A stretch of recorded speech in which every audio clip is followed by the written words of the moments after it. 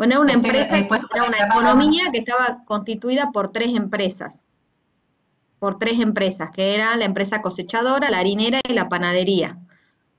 En este caso estamos suponiendo que la economía solo está compuesta por estas tres empresas, como si fuera un país que solamente tiene estas tres empresas.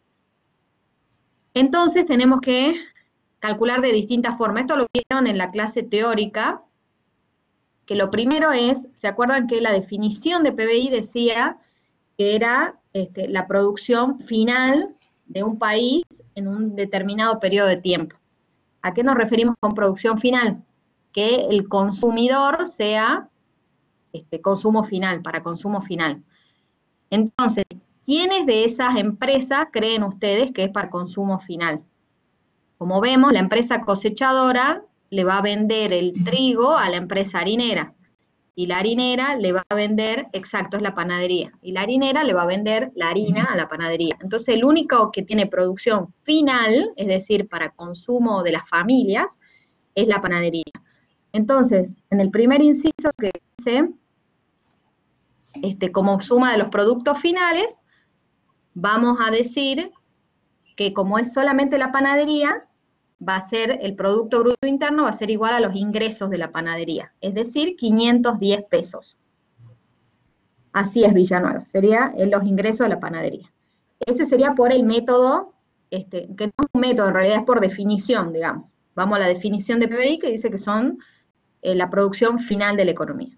Después, si vamos al método del valor agregado, que es el siguiente método que vimos, que se lo explicó la profe en clase, vamos a ver que generalmente a qué le llamamos valor agregado. Es lo que se le agrega a la materia prima. Entonces, en nuestra tablita vamos a ver que tenemos los ingresos, que ya sería lo que cobra, digamos, llamémosle ya sea la empresa cosechadora, la harinera y la panadería. Después tenemos las compras, que las compras serían los insumos, o sea, lo que le compra a otros rubros, digamos. Que fíjense que en el caso de la harinera, las compras coinciden con los ingresos de la cosechadora, o sea que le compra todo el trigo a la empresa cosechadora. Y después el valor que le agrega a cada empresa está constituido por los salarios, los arriendos o los alquileres, los beneficios y demás. Entonces, es todo el valor que se le agrega a la materia prima. Entonces, deberían sumar, en el caso de todas las empresas, lo que se le agrega a la materia prima. ¿Se entiende? Que en el caso, por ejemplo, tendríamos que sumar para la cosechadora los salarios más los arriendos más los beneficios. Luego le sumamos de la harinera, le vamos a tener que sumar los salarios, los arriendos y los beneficios, y para la panadería los salarios y los beneficios. Las compras, porque como les dije, no lo sumamos, porque en realidad las compras son las materias primas, digamos, es con lo que partimos, lo que viene de otro sector. Cada uno con su signo, así es. Fíjense, si suman todo eso, les debería dar exactamente lo mismo que con el producto final, con el otro método. Siempre les tiene que dar lo mismo con el método que hagan, digamos. Porque son distintas formas de calcularlo, pero tenemos que llegar al mismo resultado. Siempre están los distintos métodos porque obviamente va a depender de los datos con los que contemos para poder calcular. Y por último, el último método, que es el de la suma de los ingresos o costos, ese directamente lo vamos a hacer por diferencia. Es decir, vamos a partir de los ingresos y le vamos a restar las compras, o sea, las materias primas en este caso. ¿Bien? Entonces, para la cosechadora va a ser los 200 pesos de ingreso y no tenemos nada para restar porque no hay compras. O sea, asumimos que ese año no se hicieron compras de semillas ni nada. Después, en la empresa harinera sí vamos a tener los ingresos, que van a ser los 370, menos las compras, que son 200 pesos. ¿Está bien? Y la panadería, por último, vamos a tener los ingresos, que van a ser 510, menos las compras, que son 370. Y eso les debería dar también lo mismo, 510. ¿Se entiende? Bien, calcúlenlo, les debería dar, en todos los casos, les debería dar 510. De todos modos, Bueno, el del valor agregado, sí. El del valor agregado tenemos que ver qué se le agrega por encima de las materias primas o por encima de lo que le compramos a otros sectores productivos. Bien, en este caso las compras, por ejemplo, la empresa harinera le compra el trigo a la cosechadora. Entonces, nosotros partimos de que tenemos el trigo. ¿Y qué valor le agregamos al trigo? Tenemos que ver. Entonces, nosotros al trigo, ¿qué le vamos a agregar? Le vamos a agregar trabajo, le vamos a agregar un alquiler del local donde vamos a hacer el proceso productivo. En este caso no está en el ejercicio, pero le podemos agregar mantenimiento, le podemos agregar insumos, le podemos agregar otras cosas para después, al final, obtener la harina, ¿está bien? Entonces sería todo eso que le agregamos, que para el ejercicio serían los salarios, los arriendos y los beneficios. Entonces sumamos solamente el valor agregado, es decir, salarios, arriendos, beneficios de cada sector productivo y así obtenemos el PBI.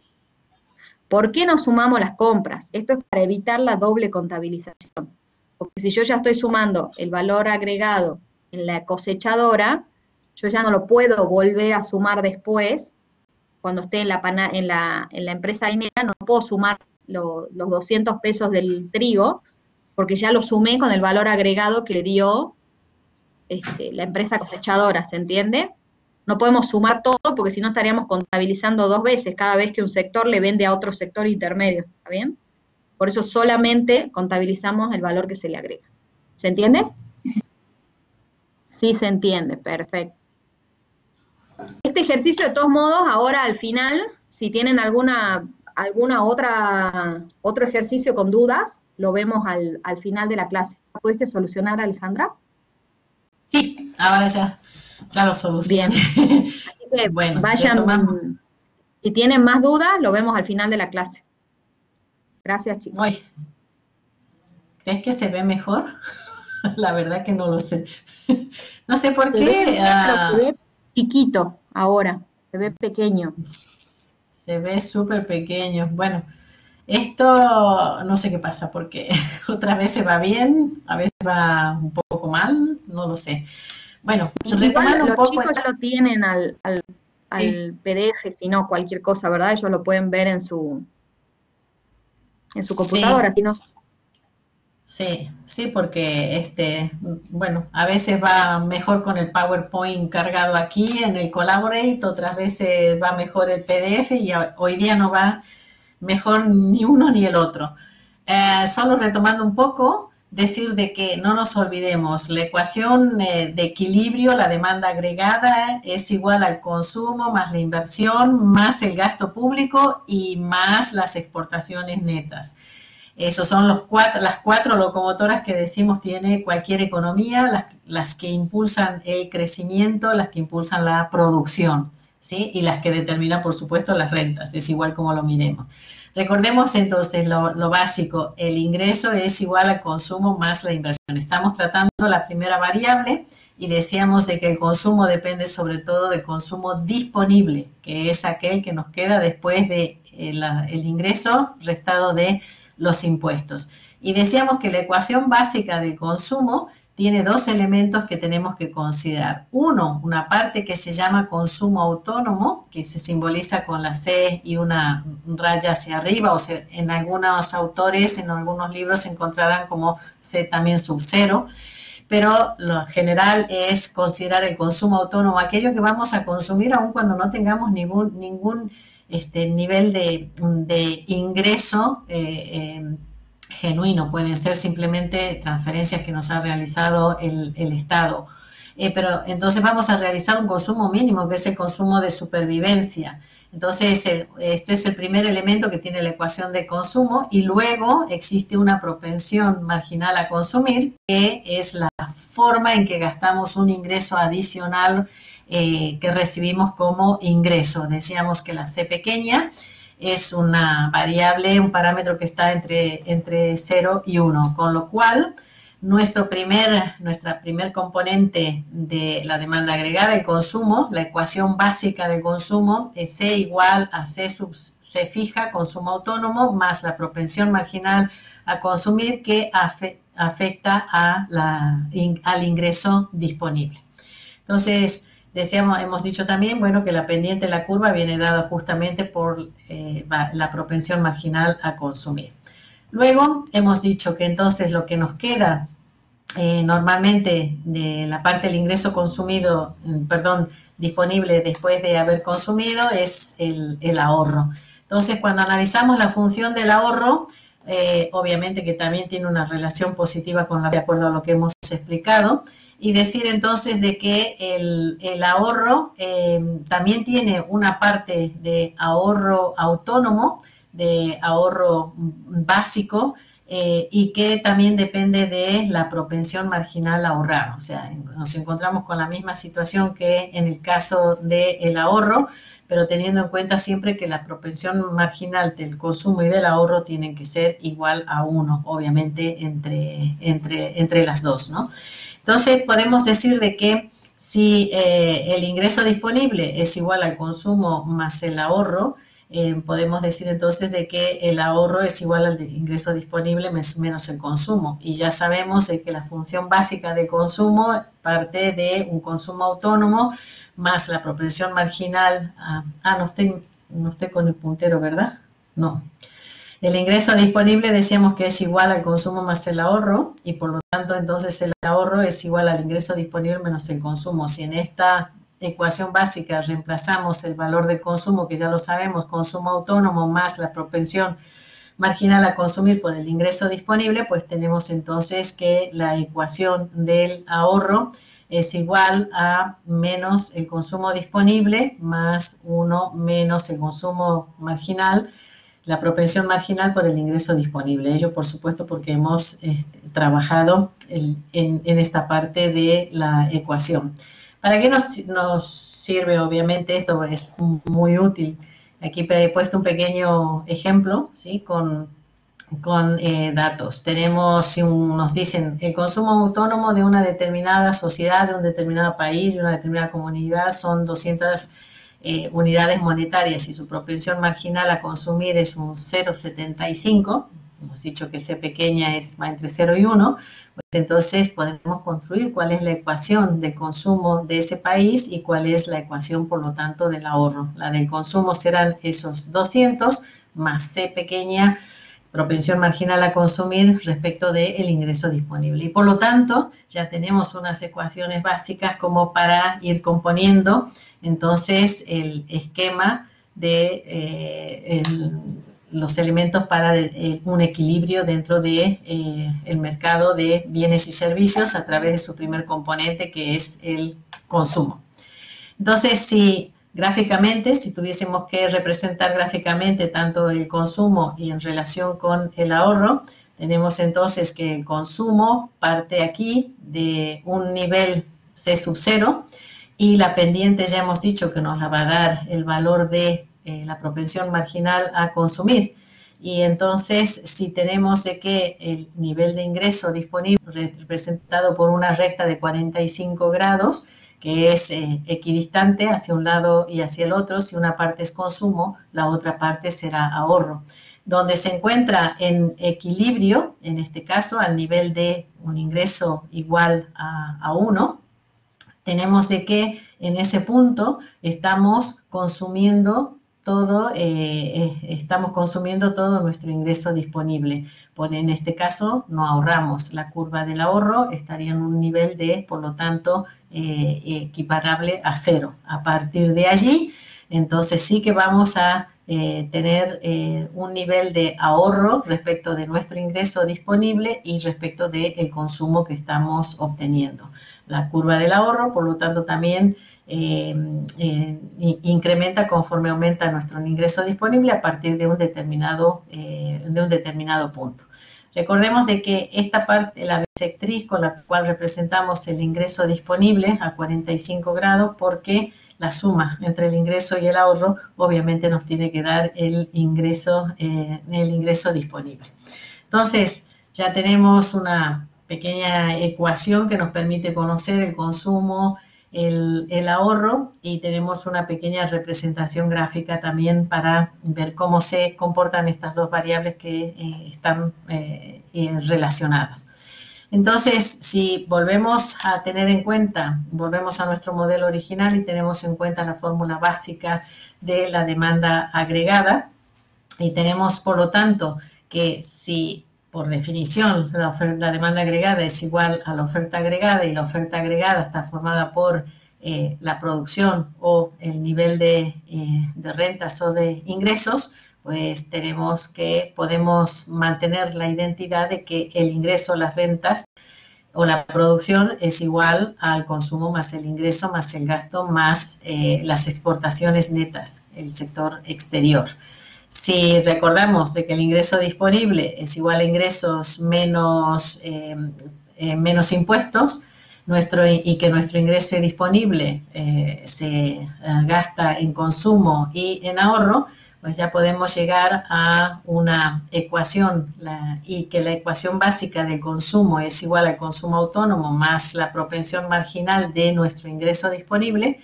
Tenemos la forma también de decir entonces que nuestro ahorro es igual a menos el consumo, la identidad que hemos definido, y reemplazando llegamos a que la identidad del consumo, perdón, del ahorro expresado en términos de consumo, nos quedaría esta ecuación básica. Por lo tanto, del sistema, si reemplazamos en nuestra ecuación original el ingreso es igual al consumo por el valor del consumo, nos quedaría expresado de esta manera. El ingreso, reemplazando, como decimos, la ecuación 2 en la ecuación 1, pues tenemos entonces de que el ingreso o el nivel de producción en un determinado país va a venir dado por 1 sobre 1 menos C. Supongo que habrán hecho todo. Aquí está explicada la forma de despejarlo, pero obviamente que es muy básica. Nos queda entonces de que esta parte, 1 sobre 1 menos la propensión marginal a consumir, es lo que se denomina multiplicador. Y por otro lado tenemos la C, que es el consumo autónomo, menos la propensión marginal que afectó a los impuestos y más las otras variables que corresponden a la ecuación básica, sin tener en cuenta en este caso el sector externo, ¿sí? Porque cuando hablamos de una economía abierta donde interviene el sector externo, tenemos que tener en cuenta otras variables, como el tipo de cambio que ya hemos comentado, y para simplificar y entender las ecuaciones básicas, es mejor que en este momento consideremos de que estamos funcionando en una economía cerrada en donde no interviene el sector exterior. Entonces tenemos que al final la ecuación básica, la ecuación de la producción de equilibrio, nos va a quedar igual a un factor que es fijo, pero que se denomina multiplicador, y un resto de componentes que podemos decir que es el componente autónomo de esa ecuación de ingreso o de equilibrio. ¿Qué significa ese multiplicador? Este multiplicador en realidad lo que nos va a estar diciendo que cuando hay una variación en el nivel en alguno de los componentes autónomos de la ecuación básica que tenemos, la variación que se puede producir en algún componente autónomo resulta en un incremento superior a la variación que se produce en el ingreso. Es decir, que el multiplicador nos está diciendo la cantidad en la que va a variar la producción de equilibrio cuando algún componente de la demanda agregada que es autónomo varía. O sea que se genera efecto multiplicador. Cuando aumenta, como en este caso, por ejemplo, el incremento del componente autónomo del consumo, el componente autónomo de la inversión, que luego vamos a ver, cualquier elemento, vamos a ver de que entonces existe un desplazamiento de la propia curva de la demanda agregada, que en este caso pasa de este nivel al punto E, pero que es superior es superior el desplazamiento que se produce, la distancia que existe entre el punto de equilibrio E y P, que es en cuanto incrementa la producción de equilibrio. Entonces vemos de que el multiplicador es un elemento interesante, en este caso del consumo. Vamos a ver qué es lo que pasa con la inversión. Es el segundo motor, la segunda locomotora que tiene una economía, la inversión. El principal objetivo, como hemos dicho, de las personas es satisfacer el consumo, pero sabemos que luego lo que nos queda es un ahorro y que ese ahorro podemos invertirlo. Generalmente es lo que hacemos, ¿sí? Ahorrar las personas, las empresas, etcétera, para poder realizar una inversión. Pero cuando no hay en una comunidad, en la sociedad, un suficiente nivel de ahorro, la inversión se resiente, porque excepto que se recurra a financiar con fondos ajenos, ¿sí? No tenemos capacidad para financiarla con nuestro ahorro, entonces debemos recurrir a otras fuentes para financiación. La inversión es fundamental para formar capital, ¿sí? Para acumular capital. Es decir, todos aquellos bienes que necesitamos para poder luego producir.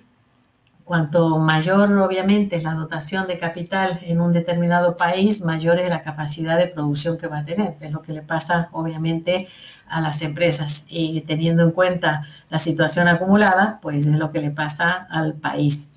Ahora, tenemos que tener en cuenta que, si recuerdan que los factores de producción, tanto el trabajo como también el capital, están sujetos a leyes de rendimientos decrecientes. Siempre las primeras unidades de capital van a aportar mucho más que unidades adicionales, incrementos adicionales que se vayan produciendo. Entonces, pero el aporte siempre existe, ¿eh? No con ello significa que no existe. El capital, obviamente, está sujeto a un uso, un desgaste, obviamente una obsolescencia también por paso del tiempo, y lo que hacemos es amortizarlo, que contablemente nos va a permitir reservar una parte de ese valor para poder reemplazarlo, para poder realizar una inversión, mantener el nivel de inversión o incluso incrementarla.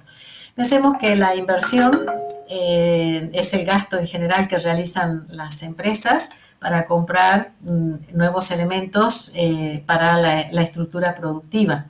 La inversión se puede realizar en forma de variación de existencias, o bien en forma bruta, ¿sí? Todo lo que corresponde a plantas, equipos, etcétera, reciben el término genérico de inversión bruta de capital. Si recordamos cuando hemos hablado de las variables flujo y las variables stock, el hecho de la inversión es una variable flujo y la formación bruta de capital, el capital, correspondería a una variable stock. La inversión, obviamente que está relacionada también fundamentalmente con dos variables, aunque hay siempre una tercera que es importante. Está relacionada con el nivel de renta. Siempre que tenemos un nivel de rentas, un nivel de ingresos que se incrementa, pues va a aumentar la inversión. Entonces disponemos de mayor capacidad siempre cuando aumenta la renta para financiar nuevos proyectos, nuevas actividades, expansión de fábricas, expansión de plantas productivas, etc. Pero luego está inversamente relacionada con el tipo de interés. Entonces, si los tipos de interés son altos, la inversión va a disminuir porque sale más caro financiar esos proyectos, y siempre se van a ir descartando aquellos proyectos que tengan una menor rentabilidad.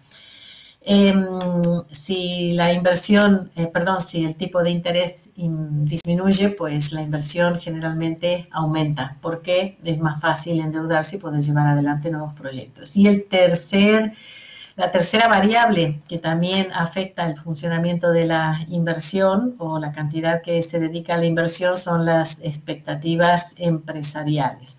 Las expectativas empresariales es un elemento, como decíamos, más difícil de cuantificar, pero que son fundamentales a la hora de tomar decisiones sobre la inversión. Es importante a nivel macroeconómico tener en cuenta entonces cómo se compone la inversión, el capital que tiene invertido un determinado país. ¿En qué está invertido? Está invertido en reponer y mantener el capital que tenemos, está invertido en realizar flujos de inversión nueva. Esto es importante, ¿sí? Conforme mayor crecimiento hay en inversión, pues mayor probabilidad hay de un buen dinamismo en la actividad económica. Cuando miramos, por ejemplo, en la formación bruta de capital en Argentina y su evolución, en general la formación bruta de capital medida en términos de porcentaje de Producto Bruto Interno, la formación bruta de capital en Argentina se considera baja. Está en promedio, en algunos años, como en el año 2018, un 14% del Producto Bruto Interno, mientras que según los especialistas debería estar en alrededor de un 20-25% del Producto Bruto Interno para que luego la economía pueda crecer realmente a una tasa, una tasa baja de un 3, un 4%. Si no hay formación o inversión, si no hay inversión, la formación bruta de capital disminuye y luego consecuencias en la producción. En este gráfico tenemos una comparativa de cómo varía la formación bruta de capital en relación al producto. En color azul tenemos el caso de Argentina y en color verde en el caso de Chile. ¿Sí? Cómo va evolucionando una y otra, sobre todo a partir del año 86, en donde hay un punto prácticamente de confluencia. La formación bruta de capital, en el caso de la economía chilena, ha experimentado interesantes crecimientos con tasas superiores o participación del Producto Bruto en relación al Producto Bruto interno superior al 26%. En otros periodos de crisis obviamente disminuye, pero en general la tendencia es a tener una participación superior al 20% durante este periodo que estamos considerando hasta el año 18. El caso de Argentina muestra la situación inversa. Vemos cómo venían de tasas de formación bruta de capital alta, luego las inversiones se resienten y esto afecta en una formación bruta de capital que es considerablemente baja. En general está por debajo del 20%. Y ello afecta obviamente las posibilidades de producción que tiene actualmente la economía, porque la formación bruta de capital no se realiza obviamente en un año y eso afecta por lo tanto las posibilidades de producción futura. Hemos dicho de que la inversión tiene una relación inversa con la tasa de interés y por lo tanto vemos de que la pendiente de la curva de la inversión es negativa. Cuando hablamos de movimiento en la propia curva, estamos viendo los diferentes niveles de inversión a diferentes tasas de interés.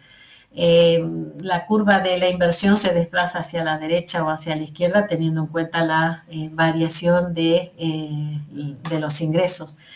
Si aumenta los ingresos o la renta de las empresas o de la familia, entonces la curva se desplaza hacia la derecha. Si por el contrario el nivel de rentas disminuye, la curva se desplaza hacia la izquierda.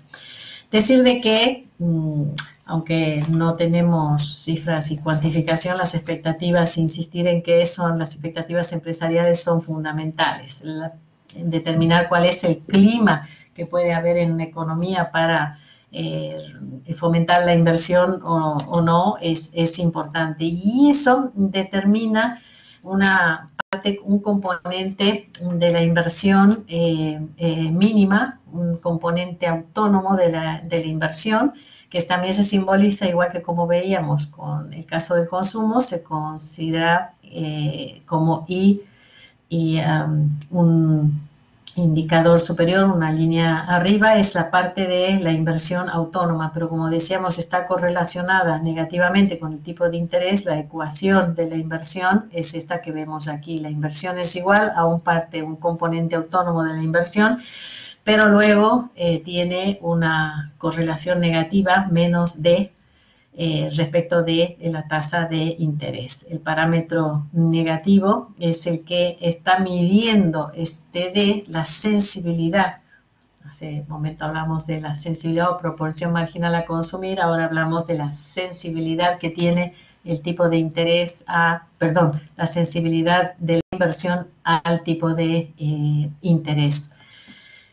Hablamos general de tipo de interés real teniendo en cuenta la variación de precios de la economía, pero de momento lo consideramos al tipo de interés cuya información podemos disponer, sin distinguir si es real o es nominal. Entonces, planteamos la ecuación de la inversión de esta manera con su parámetro negativo. Y si la tenemos en cuenta dentro de lo que es la ecuación general del equilibrio, ¿sí? El ingreso, la producción igual al consumo más la inversión en este caso, pero reemplazando el consumo por su función, consumo autónomo más propensión marginal a consumir respecto del ingreso disponible, y ahora reemplazamos el valor por inversión autónoma menos la sensibilidad de la inversión al tipo de interés. Despejamos esta igualdad y obtenemos entonces que la ecuación básica de equilibrio nos quedaría que el ingreso, la producción es igual nuevamente a un multiplicador y que está incluyendo el componente, multiplicando al componente autónomo del consumo, componente autónomo de la inversión, ajustado por la tasa, la sensibilidad y la tasa de interés. Si graficamos entonces, observamos primero cómo afecta la tasa de interés al ingreso. Vamos a nuevamente poner un ejemplo para ir construyendo la gráfica. Decimos, tenemos una función de consumo como esta, 40 más una propensión de 0,8 respecto del ingreso, y definimos una situación de inversión 55 unidades monetarias como consumo, como inversión autónoma, y menos una propensión o una sensibilidad a la tasa de 200. Y si la tasa de interés está, por ejemplo, en 0,09, en el 9%, vamos a calcular entonces cuál sería la función de producción, el nivel de ingresos o de producción de equilibrio. Reemplazando en las fórmulas tendríamos que obtenemos un nivel de ingreso de producción de equilibrio de 385, ¿sí? Si la graficamos entonces para una tasa de interés del 0,9, 385, y observamos qué es lo que pasaría con el resultado del nivel de producción si vamos variando la tasa de 0,9 a 0,7 a 0,5. En este caso vemos de que vamos a considerar tasas inferiores a este punto de partida. El cálculo que nos arroja en cada caso la función de producción es en el primero a una tasa de 0,9 del 9%, 3,85, luego tenemos un resultado de 4,50, luego un resultado de 4,25. Vemos que conforme disminuye la tasa de interés, pues obviamente que el volumen de los resultados que obtenemos van incrementándose. Y esto entonces es lo que se denomina curva IS, que nos está mostrando, como vemos aquí, todas las combinaciones de renta o de producción a diferentes tipos de intereses para los cuales el mercado de bienes y servicios está en equilibrio, porque hemos utilizado la forma de equilibrio básica, ¿sí?, para realizar su cuenta. La curva IS se conoce con este nombre porque corresponde a las siglas en inglés de Investment and Saving Equilibrium. El equilibrio entonces de la curva IS representa una situación en la que todo lo que se produce en la economía, todo lo que se produce es consumido por los agentes de la economía, ¿sí? Bien sea por las familias, por las empresas, por el gobierno. En este caso, como decimos, es exactamente lo mismo que en este caso el ahorro iguala a la inversión. De allí el nombre que es la curva que tenemos. Bueno, ¿qué pasa si varía la inversión autónoma?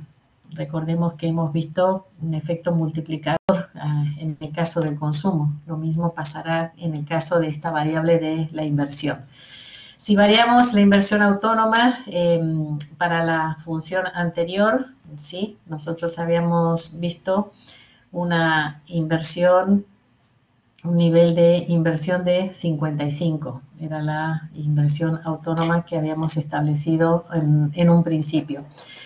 Entonces, la función de inversión nos queda en 425.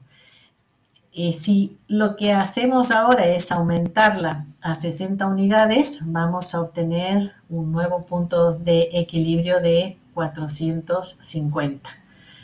Entonces, vemos que un mismo tipo de una misma tasa del 0,05, pero habiendo incrementado la inversión autónoma, hemos pasado a un nivel de producción de equilibrio de 425 a 450. En este caso, el consumo autónomo, al aumentar, provoca desplazamientos hacia la derecha. Si el consumo autónomo cualquier cambio en el consumo autónomo, en la inversión autónoma hubiese sido disminución, pues estaríamos hablando de un desplazamiento de la curva hacia la izquierda. Ese desplazamiento, la cuantía en la que se desplaza la curva depende del multiplicador.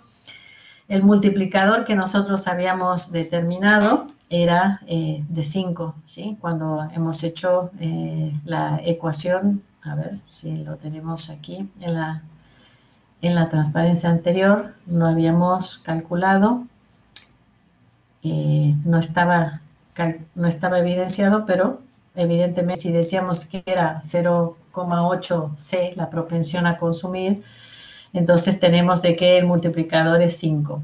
Ahora, ¿qué pasa si el gasto, por ejemplo, o la inversión se aumentó en 5, como hemos visto? De 55 hemos pasado a 60 y la curva ha variado 25. ¿Por qué? De 4,25 a 4,50 son 25. Si el multiplicador de 5 por el gasto que teníamos de 0,5 nos da 0,25 y entonces el multiplicador nos está diciendo en cuánto se ha cambiado, se ha desplazado por esa variación, ¿sí? Que era un 5 y ya se ha desplazado en 25. Entonces, el efecto de multiplicador, vamos a ver qué es lo que pasa en otros ejemplos, ¿sí?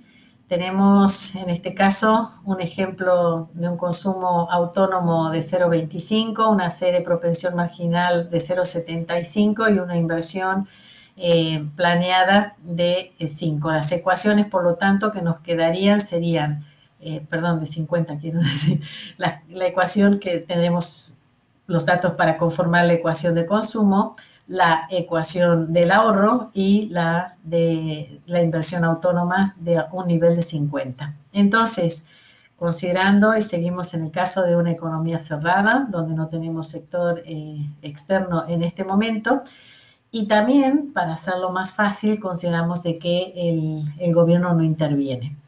¿Qué es lo que pasa entonces con la producción de este país, de esta comunidad? Con estos datos tenemos que el nivel de producción de equilibrio es de 1000. Ahora, si los empresarios deciden llevar la inversión a un nivel de 100, por ejemplo, Entonces, ¿cuál va a ser el ingreso de equilibrio? ¿Cómo se afecta a ello? Realizamos nuestras ecuaciones, reemplazamos por los valores que tenemos y vemos de que obtenemos un resultado de 1200. De 1000 que teníamos anteriormente, hemos hecho una variación de la inversión autónoma y llegamos a obtener unos resultados de producción de 1200. Pensamos obviamente que esto se debe a que nuestra inversión, perdón, queda de 50, ¿sí? 50 y la hemos llevado a 100, algo ha pasado con este multiplicador. El multiplicador equivale a 4. Entonces, si la inversión ha aumentado en 50 unidades, ¿sí? De 50 a 100 son 50, y el multiplicador va a 4, resulta que 50 por 4 es igual a 200, que es el incremento que hemos tenido en la producción total. Por lo tanto, teniendo las conformación de las ecuaciones y la de las variables, podemos ir determinando entonces cuál va a ser la situación de equilibrio en la producción de la comunidad. Vemos gráficamente que al haber incrementado simplemente en 50 unidades nuestra inversión autónoma, nuestra curva de demanda agregada tenía este nivel, aumentado en 50, sin embargo, el incremento que ha habido en la producción ha sido pasar de 1000 a 1200, pasando de este punto de equilibrio a este nuevo equilibrio.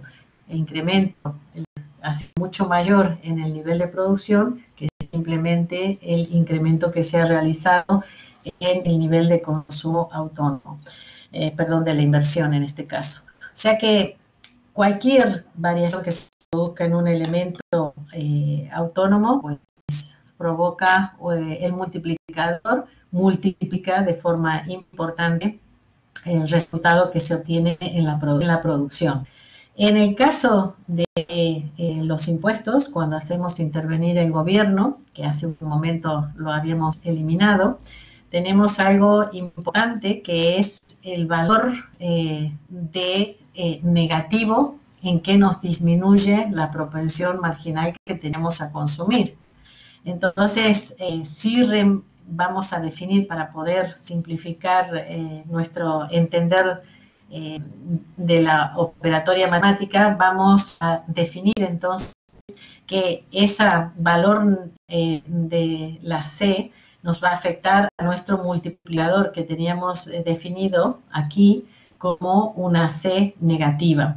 Y lo vamos a llamar alfa, le vamos a dar un nombre para significarnos. Entonces, si este multiplicador fuera de 0,9, por ejemplo, tendría que el valor de alfa sería igual a menos 9, realizando los reemplazos como tenemos en la fórmula indicada. Y ello nos indicaría una caída, una disminución, porque es negativo, nos representaría una caída del ingreso simplemente por el aumento de los impuestos. Si, por lo tanto, tendríamos que como decíamos en el ejemplo, una caída, un efecto impositivo de 9 puntos en un valor de 100 de nivel de producción, pues tendríamos que una disminución de la producción equivalente en 900.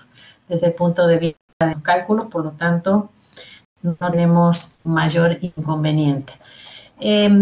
Hemos incorporado, como hemos visto, la situación del gobierno, que es lo que pasa con el gobierno y el efecto impositivo que tenía en nuestro ingreso disponible. Hemos visto de que nos disminuye el nivel de renta y por lo tanto esto nos va a afectar también en el nivel de consumo, en el nivel de producción. Ya sabemos, porque lo hemos visto a principios del módulo 2, de que el gasto del gobierno se financia con los impuestos y el gasto del Estado se distribuye entre el consumo público, el pago de sueldos, salarios que realiza el gobierno a los médicos, a los profesores que forman parte de la administración pública, etcétera, forma el gobierno gasta también en inversión pública, construir hospitales, construir carreteras, etcétera, y gasta en las transferencias que debe realizar a las familias. Y además, obviamente, que debe pagar intereses en el caso que los impuestos no alcancen a financiar todo el gasto del Estado. Ello genera un déficit fiscal. Cuando podemos ver las cuentas, podemos consultar las cuentas a través del INDEC, cómo son las cuentas del Estado, en qué gasta el sector público argentino, cuánto corresponde a los intereses de la deuda y normalmente se habla de gasto público primario a los ítems que corresponden a los gastos de funcionamiento del Estado, los sueldos, etcétera, y las transferencias que se realizan, bien sea por prestaciones sociales, por subsidios económicos o por transferencias que realiza el Estado Nacional a las familias. Y obviamente encontramos la partida correspondiente a los gastos de capital que corresponde a la inversión que realiza el Estado en infraestructura. Entonces, es interesante consultar o ver cuál es la composición de ese gasto público y accediendo como en otros casos a la fuente del INDEC podemos observar y ver cómo se compone y también cómo evoluciona la composición de ese gasto público, sobre todo en función de las variables correspondientes al el gasto en tipos de interés para los gobiernos que en los integrados, para los gobiernos que tienen un nivel bajo de endeudamiento, obviamente estas partidas son bajas, y en otros casos los intereses pagados, como pasa en Argentina, corresponden a una parte importante también el gasto público. Bueno, en definitiva podemos construir toda la demanda la demanda agregada, teniendo en cuenta cada uno de estos elementos, de estos 4 locomotoras que son las que determinan la producción y el funcionamiento de una economía. Decir de que el gasto público, ¿sí?, como también tiene un nivel de componente autónomo, y obviamente que las transferencias también tienen un nivel de componente autónomo, unas transferencias mínimas que son las que realiza el Estado. Decir que el impacto que tiene el gasto público del sector público en la demanda agregada es simplemente cambiar la pendiente, hacerla un poco más plana. Si gráficamente tenemos de que este es un nivel de demanda agregada sin la intervención del Estado, sin la actividad del Estado, sin el gasto público, cuando incorporamos el gasto público lo que vemos es que se aplana la pendiente de la curva del gasto, justamente por esa incidencia que tiene en el nivel de renta disponible que corresponde a las familias. Y entonces vemos de que por las transferencias de un nivel de equilibrio, un nivel de ingresos que tienen las familias como en la curva antes de la consideración del Estado, la participación del Estado por las transferencias que puede realizar, incrementa el ingreso disponible siempre y cuando esas transferencias son superiores a el nivel de impuesto que ha realizado, que ha percibido. Decir de que a partir de las relaciones que hemos estado comentando del sector privado, podemos construir la curva IS derivándola a partir de las variables fundamentales que hemos analizado. Si tenemos que para una determinada economía, para un determinado nivel de producción o nivel de rentas, tenemos un nivel de ingresos un nivel de ahorros como S1, a ese nivel de ahorro S1 corresponderá un determinado nivel de inversión como I dentro de esa economía, dentro de ese país. consideramos la recta de 45 grados, que es la que totaliza la parte de ahorro y de la parte de inversión. Tanto el ahorro como la inversión tienen pendientes positivas. En cambio, cuando consideramos que para ese nivel de inversión tenemos corresponde un determinado tipo de interés, obviamente sabemos de que la relación entre inversión y tipo de interés es negativa y entonces las curvas que vamos a obtener tiene esta pendiente negativa. Entonces determinamos para esta inversión I1 un tipo de interés que es el I sub 1 de interés, ¿sí? Para este nivel de tipo de interés I1 tendremos un determinado nivel de producción como es el de I1, una determinada producción de bienes y servicios, ¿sí? Entonces ¿qué es lo que pasa ahora? Nos podríamos preguntar si incrementa nuestro nivel de producción en la economía. Para un nivel de producción o de renta superior, al incrementarse, obviamente, tenemos posibilidad de tener un nivel de ahorro superior, como el de S2. Para este nivel de ahorro, para este nuevo nivel de ahorro, por haber incrementado la renta disponible, también tenemos un incremento en el nivel de inversión.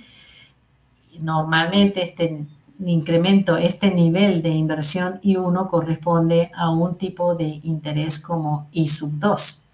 ¿Sí? Conforme el interés ha disminuido respecto del momento anterior, ¿sí? Tenemos que un segundo punto, por lo tanto, de nivel de inversión 2. Para este nivel de inversión, ¿sí? Corresponde un nivel de producción que al ser más bajo el nivel de interés respecto del momento 1, pues tenemos un nivel de resultados de producción al haber disminuido también inferior. Entonces tenemos que, de esta forma, podemos construir la curva DIS, que es la que corresponde al nivel de producción de bienes y servicios en un determinado país y que la podemos derivar, como en este caso, gráficamente de las variables fundamentales que hemos analizado previamente. Decir de que cuando tenemos en cuenta el sector de gobierno, la política que realiza el gobierno provoca un desplazamiento de esta curva, ¿sí? Cuando el gobierno incrementa su gasto, el nivel de gasto público, entonces la curva se desplaza hacia la derecha. Existe cuando la política fiscal es restrictiva, por el contrario, lo que va a hacer es que la curva se desplace hacia la izquierda. En el caso de que, por el contrario, en lugar de aumentar el gasto, disminuye el tipo impositivo, la curva se desplazará hacia la derecha. Lo importante es tener en cuenta o determinar en cuánto. ¿En cuánto es ese desplazamiento? Depende del nivel de multiplicador. Entonces, a nivel resumido y a nivel de una economía en la que consideramos tres sectores, pues obviamente que el multiplicador no solamente depende de la propensión marginal a consumir, sino también depende del impacto de la actividad del Estado en cuanto a el impacto que tienen los impuestos en el concepto de el gasto, ¿sí? En el concepto del ingreso disponible para las familias. Decir que digamos que sí que podemos, tal y como hemos visto, aquí tenemos de nuevo repetida la fórmula, pero solamente que en forma más clara.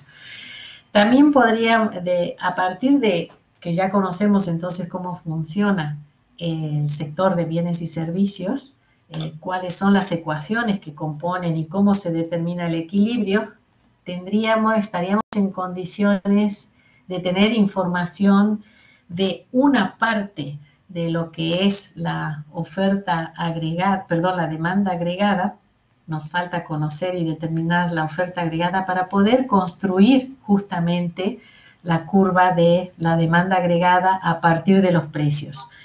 Pero no nos avancemos, porque para poder realizar esta construcción adecuada o derivación de la curva de el gasto agregado en demanda agregada en función de los precios, necesitamos también incorporar a la situación del mercado de dinero, con lo cual simplemente decir que la utilidad de todo lo que hemos hecho hasta ahora al hablar de estos cuatro motores de la economía, de estas variables del gasto agregado, es decir que a partir de que tenemos también el conocimiento de lo que pasa en el sector monetario, vamos a poder construir la curva de nuestra demanda en función de los precios, ¿sí? Pero, como digo, esto lo vamos a poder hacer cuando tengamos estudiado, cuando hayamos estudiado también el mercado de dinero. Entonces, vamos a hablar de relación entre el mercado de bienes y ese que es lo que acabamos de hacer, y la situación de equilibrio en el mercado de dinero, que es la LM, y entonces podemos hablar de un equilibrio general o vamos a poder hablar de lo que es la construcción de la demanda agregada completa.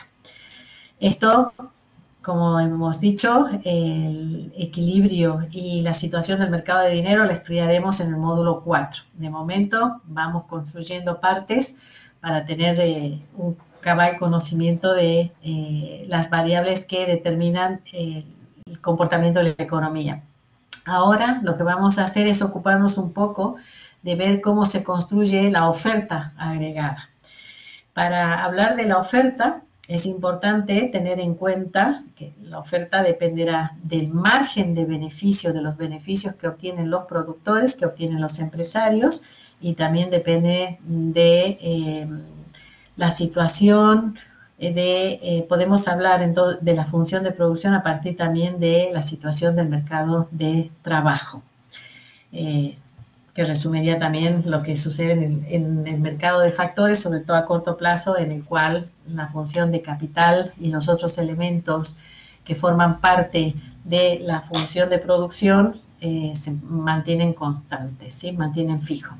Bueno, vamos a recordar ahora lo que hemos visto en economía de la empresa, en donde hemos mirado, hemos hecho un seguimiento de lo que hacen los empresarios, de cómo deciden su producción, y cuáles son los elementos que tienen en cuenta, ¿sí? La función de producción, en principio, es función de los precios de los productos y está en función de los costos, en función de la tecnología, de la inversión y también de la dimensión de mercado. Hay muchas otras variables, pero en general nosotros hemos considerado, cuando hemos hecho la definición de producción, de esta función esta función. Yo aquí he puesto un recordatorio para quienes, porque vamos a hacer un repaso muy genérico, para quienes quieran entender y refrescar conocimientos. En el módulo 3 de Economía de la Empresa es donde hemos estudiado estos elementos que vamos a ver a continuación.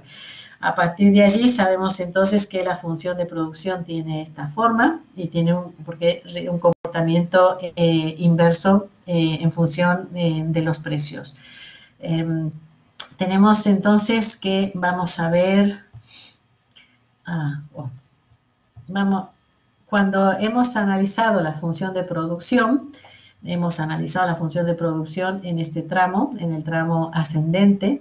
Hemos dicho que la función de producción, sobre todo para analizarla, está en función de capital. Hemos tomado dos factores, del capital y del trabajo. En el muy corto plazo consideramos que el capital es fijo, que no puede alterarse, y que el único factor que consideramos variable era el trabajo, ¿sí? Y entonces hemos analizado la función de producción, el comportamiento que tiene, influenciada por la ley de rendimientos decrecientes, y hemos analizado sobre todo la relación de la producción con el producto medio, ya sabemos el concepto de producto medio, y con el producto marginal, entendiendo el comportamiento de estos dos variables, y entendiendo de que el óptimo técnico sucede cuando la curva de coste marginal corta a la curva de costes medios. En este punto, que coincide en este punto con el B de la producción, en el cual hay un segundo punto de inflexión. El primero es en A, donde los rendimientos eran totalmente crecientes, luego son crecientes pero proporcional a la escala, y luego se convierten van disminuyendo hasta ser totalmente decrecientes y negativos. Habíamos dicho entonces que del análisis que habíamos hecho de la función de producción, que la productividad marginal, es un elemento interesante. ¿Por qué? Porque determina la cantidad óptima de un determinado factor, de un determinado recurso que usamos en el proceso productivo. Nos permite determinar el punto concreto a partir del cual ya seguir aumentando unidades adicionales, seguir contratando trabajadores o seguir contratando tecnología, etcétera, ya no va a mejorar la producción ni va a mejorar la rentabilidad. Por otro lado, la curva de producto medio es también un indicador importante, porque es un indicador de la eficiencia con la que trabaja la empresa y con la que lleva adelante su proceso productivo. Hemos dicho que uno de los objetivos de los empresarios era determinar la cantidad a producir, pero maximizando la producción, minimizando los costos para poder luego maximizar los beneficios. Esos son los tres elementos más importantes que guían las decisiones de los empresarios. Y luego, entonces, para minimizar los costes, hemos hablado del comportamiento de los costes, la clasificación en fijos y variables, y hemos hablado, por supuesto, del comportamiento de los costos medios. Y hemos dicho que la escala mínima eficiente es la cantidad de producción que minimiza al coste medio total, ¿sí? Cuando se hace mínimo el coste medio total. Pero que el óptimo técnico está cuando se hace mínimo el coste medio variable, a partir del cual se comienzan realmente los costes variables, los costes totales comienzan a absorber costes fijos también. Una empresa que pretende, por lo tanto, alcanzar el costo medio debería situarse en un nivel de producción para el cual el costo marginal es igual al costo medio. Esto es lo que nos están diciendo el comportamiento el análisis que hemos hecho del comportamiento de las curvas de costos, ¿sí?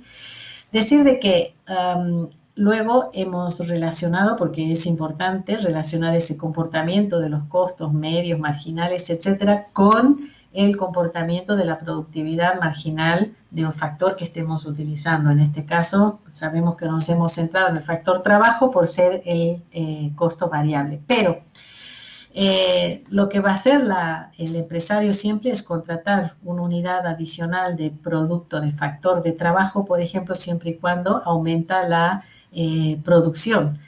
Y si con esa venta lo que va a hacer es incremento de producción y aumentar su ingreso. Entonces lo que va a hacer normalmente el empresario es comparar el valor marginal, el valor, ¿sí? O sea, ello lo vamos a determinar multiplicando el precio del factor que estamos utilizando por el producto marginal del factor.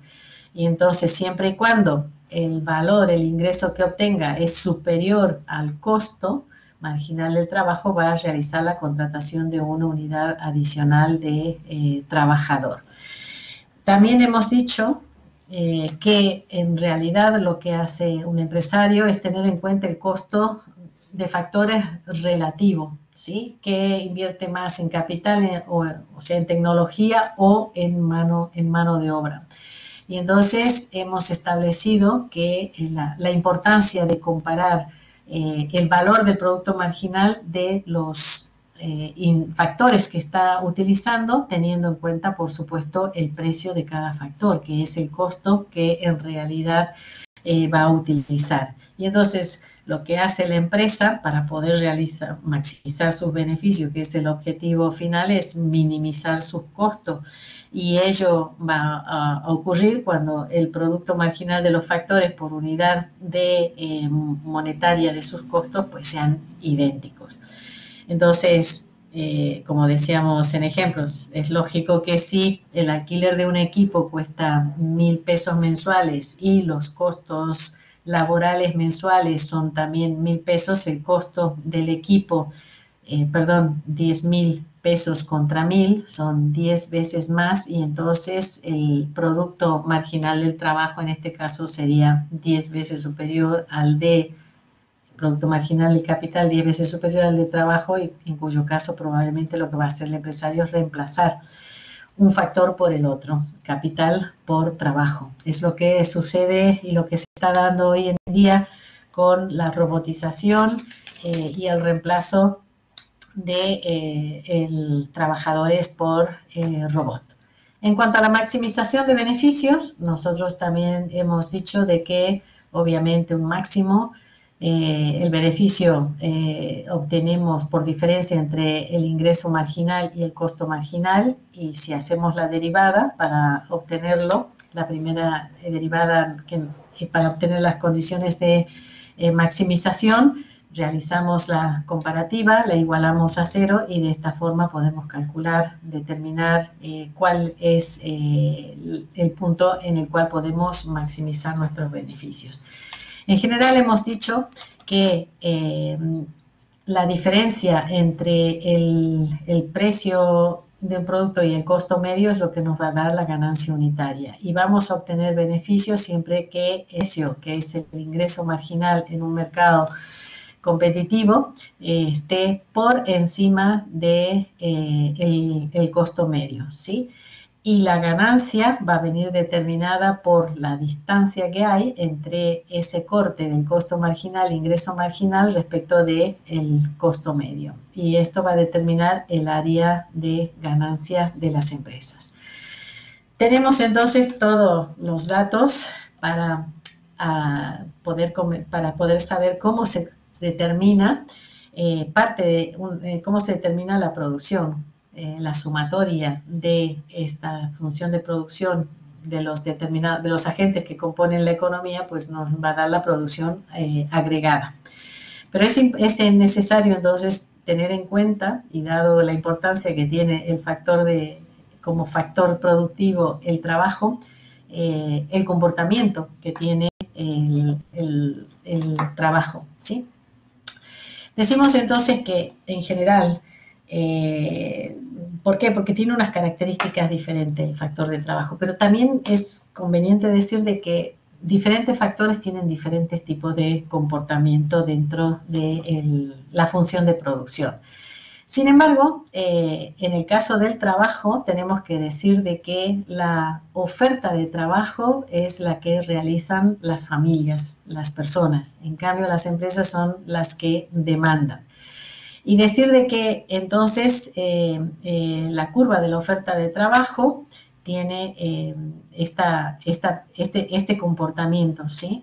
Conforme aumenta el salario, el precio del trabajo, aumenta también la oferta de trabajo por parte de los individuos. Pero tenemos que decir de que, llegado a cierto punto, y en las sociedades modernas actuales, a veces los trabajadores, aun cuando incremente el precio del trabajo, valoramos más a veces el ocio, valoramos otros elementos que no son solamente el salario, ¿no? Que hacen a nuestra calidad de vida, a nuestro bienestar por tener determinado puesto de trabajo, y entonces tenemos de que en ese caso hay personas que están dispuestas a dar menos cantidad de horas conforme aumenta el precio del trabajo. Y esto está explicando también este comportamiento que encontramos en este tramo de la curva de oferta de trabajo. Nosotros generalmente, y en economía, a este nivel de cursos vamos a trabajar con esta parte de la curva, no con la otra, ¿sí? Aquí tenemos una serie de variables que son las que van a determinar también que determinan la oferta de trabajo agregada, no solo la individual. Es importante, y ya sabemos lo que significa tener la población activa. La oferta de trabajo va a depender agregada de la población activa, del número de personas que están dispuestas a trabajar dentro de la población activa, de las condiciones de trabajo, los incentivos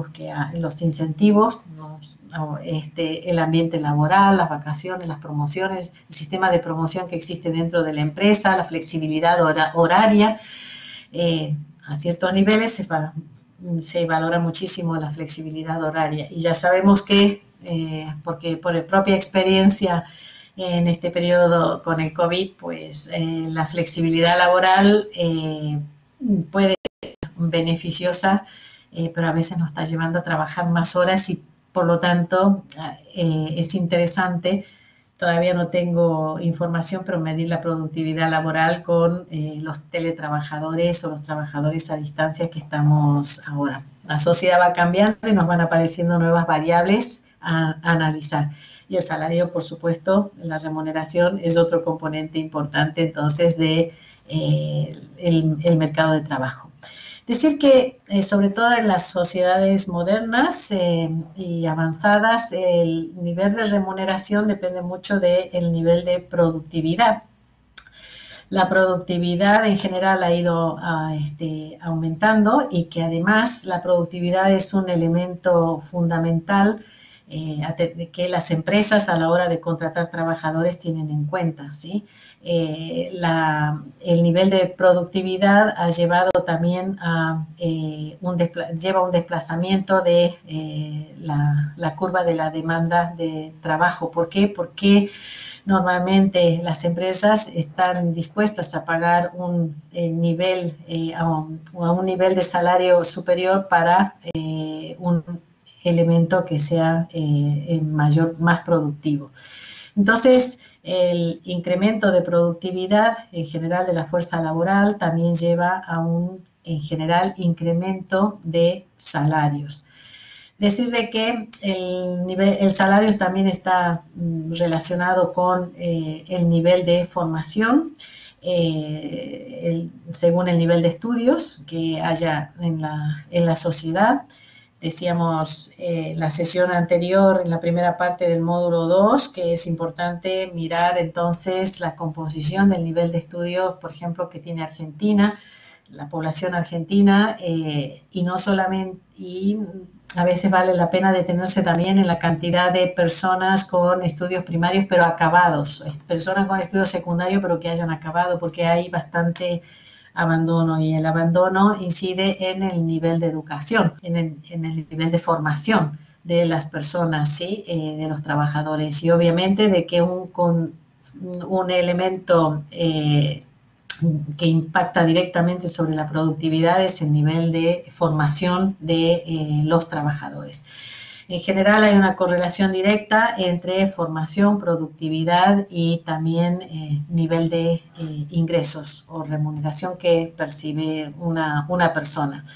Decir que, y que hay que prestar atención también cuando hablamos de nivel de salario, siempre hablamos en niveles de promedios, obviamente, en las cifras que manejamos cuando hablamos de cifras agregadas, pero es importante, y como siempre procuramos hacerlo, tener en cuenta lo que está pasando más al interior, y en los países más desarrollados hay mucha información y estudios sobre la discriminación de los de salarios y de remuneración simplemente por sexo, ¿sí? Entonces, en general, digamos de que el desempleo, la informalidad, el mercado informal, trabajo informal y la desigualdad son una deuda que hay en el mercado laboral de cara a género. Y estos son elementos importantes para saber, para solucionar dentro de la sociedad, en cual tiene una serie de recursos que no están bien aprovechados a veces por discriminación, que no se apoyan en razones de productividad o no se apoyan en razones de formación, etcétera. Entonces, son temas que, digamos, cuando hablamos de oferta-demanda y hacemos las curvas, no se tienen en cuenta, como en el caso de cuando hablamos de producción de bienes y servicios. No estamos hablando de la calidad, de la funcionalidad de esos bienes, pero que luego se intentan medir con otros parámetros, ¿sí? Pero es importante tener en cuenta las situaciones que existen si es que queremos, con las políticas, con el manejo de las políticas públicas, económicas, etcétera, tener una sociedad más igualitaria y más feliz, con una distribución de riqueza y reconocimiento para los factores productivos en la medida por parámetros objetivos. Decir también que la globalización ha tenido su impacto y lo tiene sobre el nivel de salarios. En general, una de las principales ventajas de la globalización económica ha sido el aumento de la especialización y la eficiencia que a nivel global ha llevado a las diferentes economías. Pero obviamente de que la globalización ha representado también un mayor compromiso de los países en el mercado internacional, no solamente a nivel de comercio, a nivel de prácticas laborales, etcétera. Si nos centramos en el aspecto comercial, podemos decir de que la globalización, que lleva a veces a una mayor apertura de los países y a veces una mayor apertura indiscriminada, esto también tiene su impacto entre la remuneración, el salario de los diferentes sectores de actividad. Si vemos, por ejemplo, algunos sectores en donde se exige un alto nivel de formación, etcétera, el nivel de la demanda de trabajo se ha incrementado de forma considerable, por ejemplo, en el sector de informático. En cambio, si observamos otros sectores tradicionales, como si puede, por ejemplo, el sector textil, lo que ha perjudicado es el nivel de remuneración, ¿sí? Porque depende de, obviamente ello dependiendo del nivel de competitividad que tenga cada uno de los países en estos sectores que estamos comentando.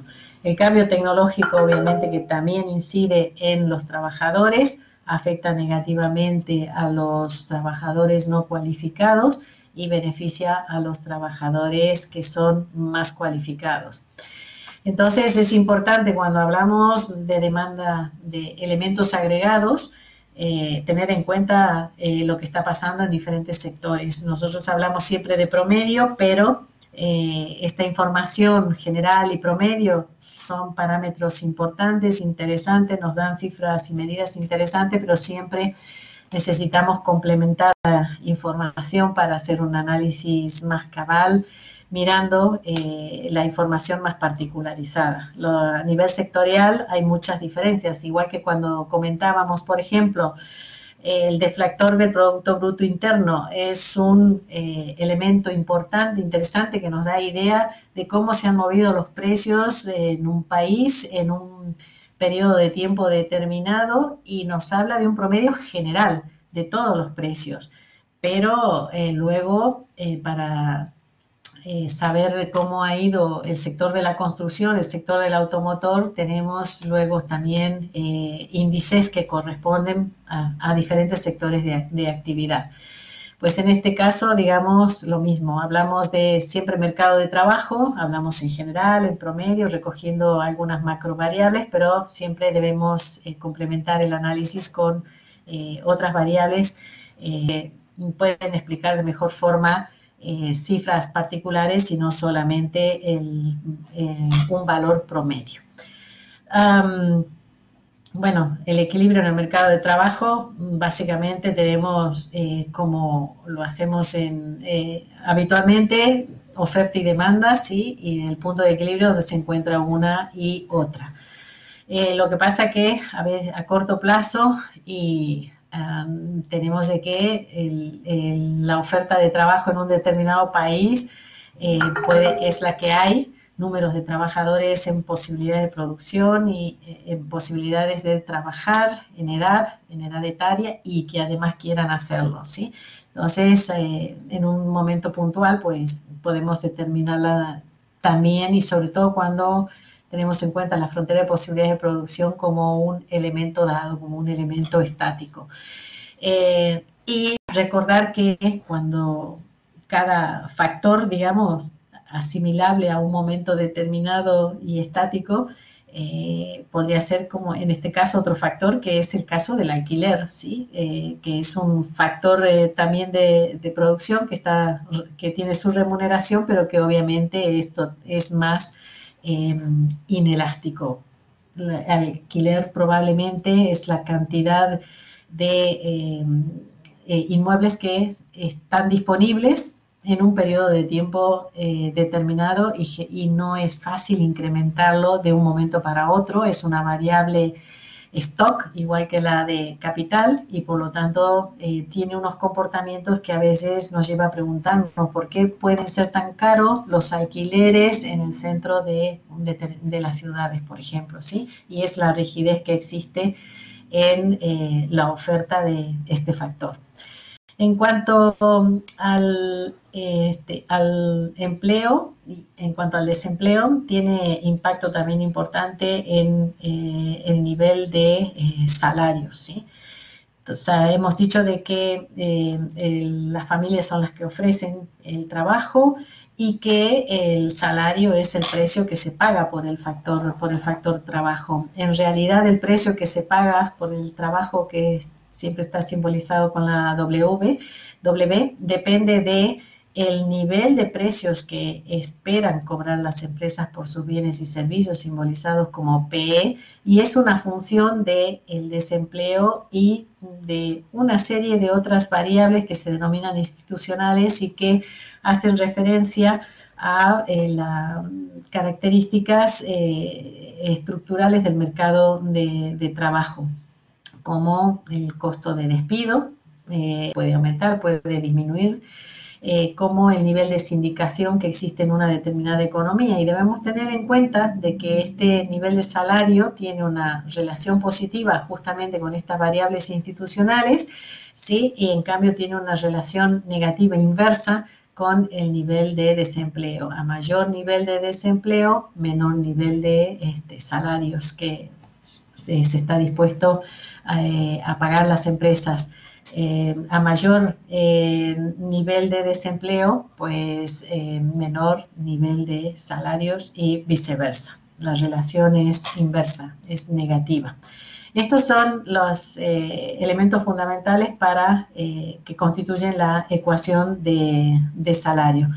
Decir que en realidad a los trabajadores no les interesa tanto el salario como nominal como el salario real, es decir, lo que pueden realmente comprar o adquirir con un determinado nivel de salario, el poder adquisitivo que tienen. Y a las empresas también les interesa conocer realmente el costo real del salario, que incluye mucho más que aquel valor nominal que tienen que pagarle a los trabajadores. Entonces, para hablar del equilibrio en el mercado de trabajo, tenemos que tener en cuenta la relación que existe entre la producción y el empleo. En general, se define con esta fórmula, en donde A es la productividad del trabajo y N es el nivel de empleo que existe en la sociedad. Y en cuanto a la relación de precios y los costos para las empresas, definimos entonces la relación de el coste unitario que tiene el trabajo para las empresas y el margen de beneficios sobre el margen sobre los costos, el margen sobre los costos laborales. Y esto tiene relación con el precio de, como decíamos, de los productos que ofrece la empresa en el mercado. Entonces tenemos que la ecuación de esta justamente es la que nos va a dar el nivel de salario, ¿sí? El nivel, la ecuación del salario. Y en cambio aquí tenemos la curva de la demanda de trabajo.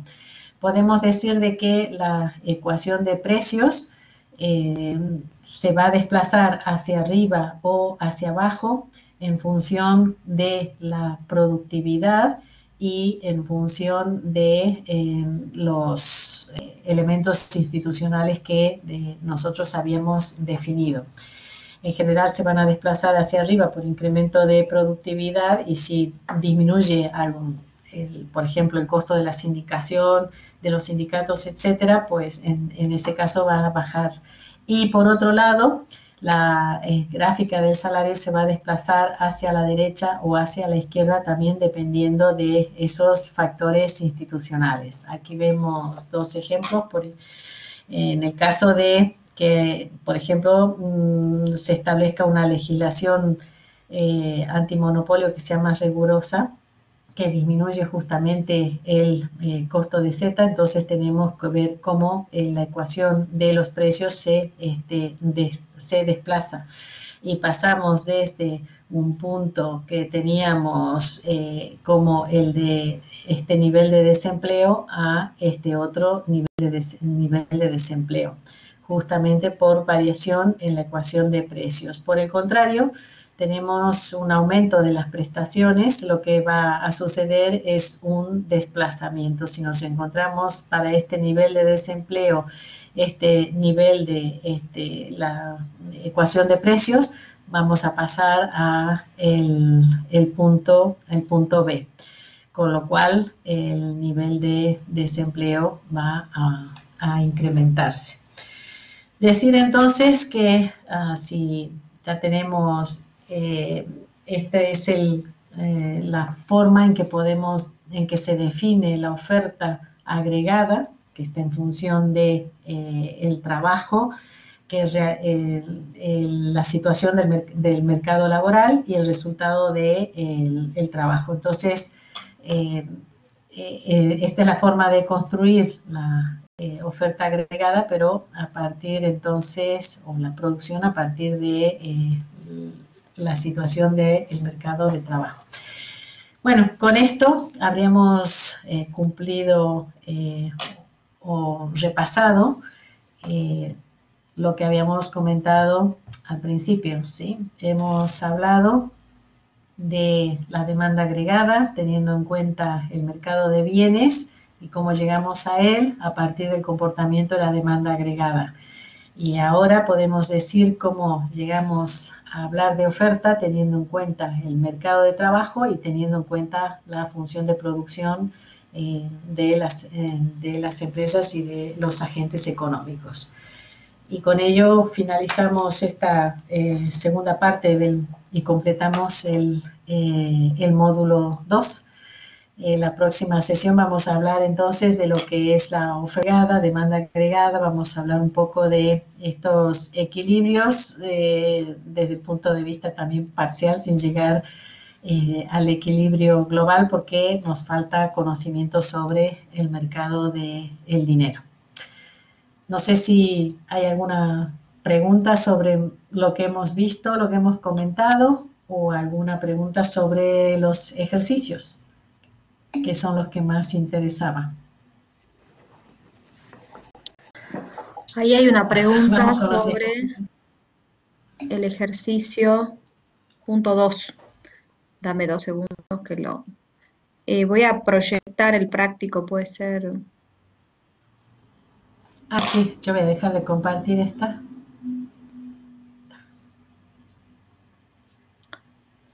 Ahí lo busco.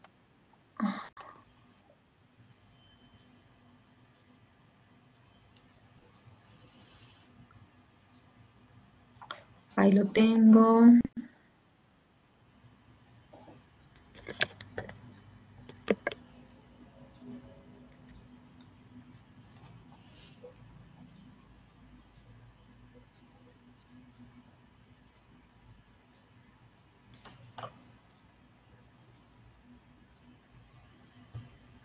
No me deja compartir un Word, así que voy a pasar a compartir aplicación.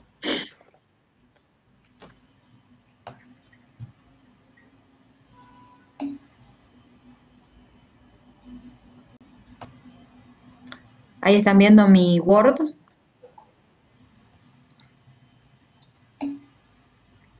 leo la pregunta. Esperen que leo la pregunta ahora y ya. Punto 2, venta de servicios turísticos a chilenos residentes. Bien, vamos al punto. Fíjate, si vos se lo estás vendiendo a chilenos, si vos se lo estás vendiendo a chilenos, es una exportación, porque vos estás sacando dinero del, o sea, digamos, vendría a ser una exportación, ¿por qué? Porque vos estás sacando servicios del país y están entrando dólares, ¿se entiende? Por eso es una exportación. Porque los chilenos nos van a pagar con dólares un servicio. ¿Está bien? Entonces, por eso se considera exportación, porque entran dólares. Y cuando, por ejemplo, en este caso, el material eléctrico de empresas brasileñas, como salen dólares, porque hay que pagarlo en el exterior con dólares, se consideran importaciones. ¿Se entiende el por qué? Claro, y se calcula después las exportaciones netas. Fíjense que acá está el cálculo. El PBI se calcula como consumo, más inversión, más gasto público, más exportaciones, menos importaciones. ¿Está bien?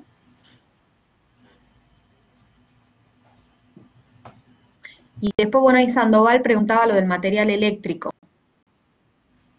El que es a las empresas brasileñas no es una importación, porque estamos trayendo el material de afuera y le estamos pagando con dólares, o sea que está saliendo divisas del país. Ya después, un poquito más adelante, van a entender un poco mejor, cuando veamos sector externo, van a entender un poco mejor esto. Pero básicamente, si salen dólares, importaciones. Si entran dólares, exportaciones. ¿Está bien? ¿Alguna otra consulta del práctico? De todos modos, ustedes vayan resolviéndolo. Pueden hacerme consultas, ya sea a través de mensaje de la plataforma o por el foro de consultas de la plataforma. Yo voy a estar entrando y fijándome sus consultas.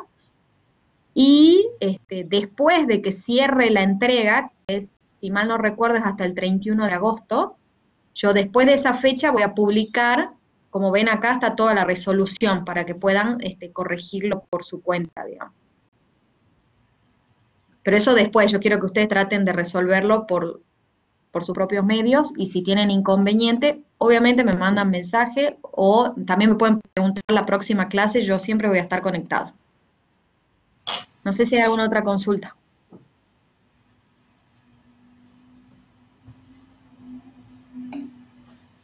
Sí, ahí se los escribo en el chat.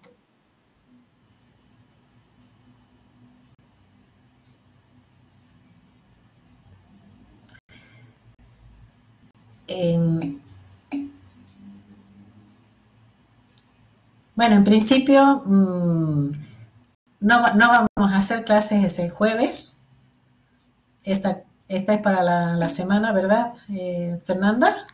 Sí, no, estamos bien. Yo prefiero que me hagan las consultas, y si no, hacemos de nuevo el martes, si no te molesta, un ratito más de consulta del práctico. Sí, no, el martes vamos a tener tiempo para hacer consultas, aunque este práctico me parece que hay que entregarlo, ¿cuándo? A ver. Está hasta el 31, está abierto la entrega, Sí. está abierta hasta el 31 de... Hasta el 31.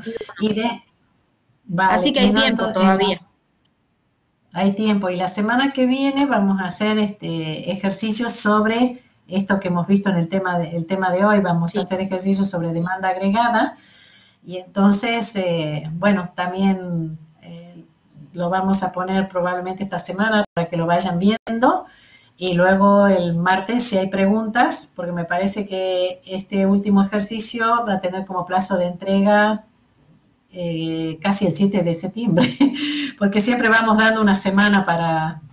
Claro, una semana más. Sí, una semana, sí, casi 2 semanas desde que damos el tema, porque, bueno, nos hemos entretenido bastante con ejercicios en el módulo 1, y entonces tenemos un plazo más grande para los otros ejercicios. Bueno, entonces en principio quedamos para el martes. Yo esta semana, seguramente entre mañana y pasado, les voy a publicar el ejercicio de este módulo.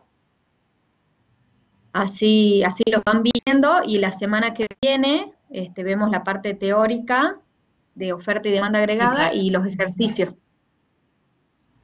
la parte práctica, sí, sí. Bueno, si no hay ninguna otra pregunta, otra consulta, ya vamos terminando. Bueno, gracias, Gracias, Nicolás, chicos. gracias. Nos vemos el próximo martes. Saludos. Bueno, vamos dejando